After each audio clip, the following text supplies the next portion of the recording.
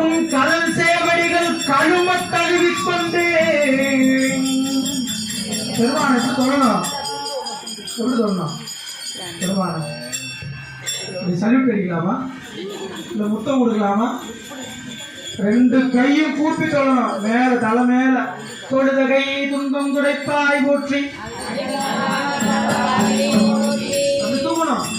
இந்த தூக்கும் போது இங்க இருதயம் மலரும்.